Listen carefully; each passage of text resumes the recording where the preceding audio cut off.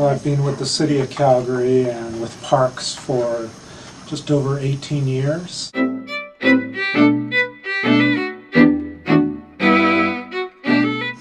Well, Parks in 1993 decided that water conservation was going to become a significant issue for the city.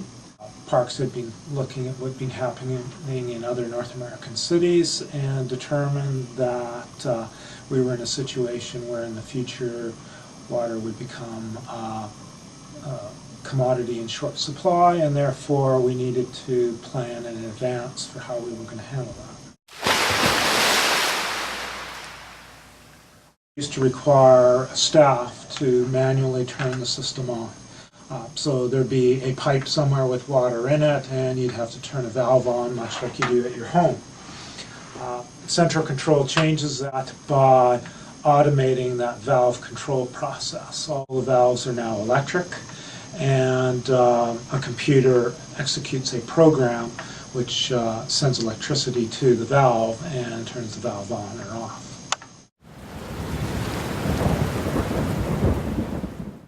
With the weather station, the computers are calculating that all the time, and they apply exactly what's needed.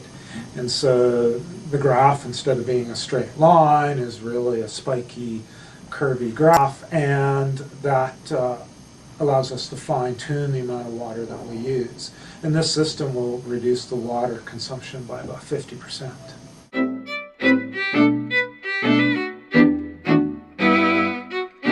Weather information is used by software applications to determine how much water the plants need. And then the control system applies just that amount of water onto the ground for the plant's use, so we don't overwater. The other thing that the central control system does is it uses meters. It measures the flow of water in the pipes, and if there isn't an irrigation program running, in other words, if currently the system says to itself that there's no irrigation supposed to be happening right now, but it still measures the flow of water, that means that there's a leak in the system. And then it will shut the piping down so that the leak stops, and so there's no more further property damage or hazards to public safety.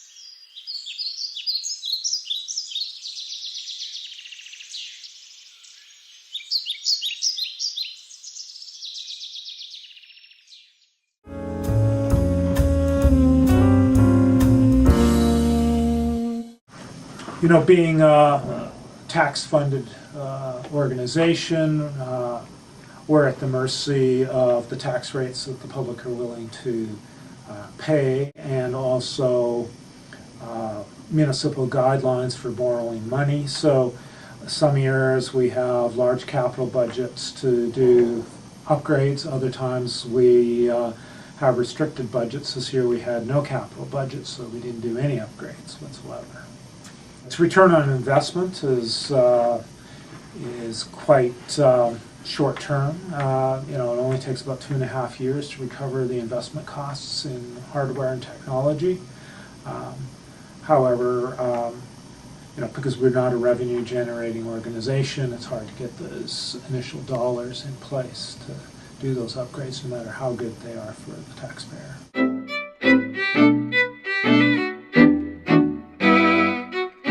Well, the first part was just the initial venture into central control, but that was kind of somewhat unguided venture, you could say. You know, there was a few people within parks that had the good idea that we needed to do that, but it wasn't anything that was documented and substantiated and approved by council. So the Water Management Strategic Plan allowed us to formalize the thought process and the planning process, and that went to council and was approved by council as our mandate to move forward. The plan, we started writing the plan in about 2002, and that was quite an arduous process because we had to do a lot of public consultation and in particular consultation with the development industry that develops subdivisions in Calgary, because they initially end up paying the front-end construction costs on a new subdivision.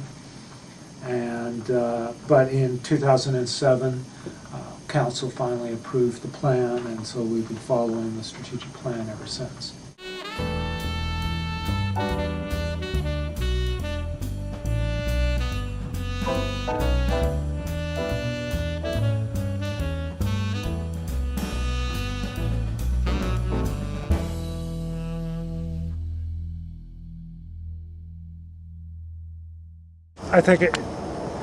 I think what sums up the 10 years of work is the fact that last December we went to the U.S. to accept an award given to Calgary Parks for all its achievements in water management. And that award came from an international organization based in the U.S. And it was great to be recognized by our peers for what we're doing. All right, well, thanks for your help, Mr. Gordeau. It's been a pleasure going on this tour and learning all about the process. And thanks for your time. It was my pleasure.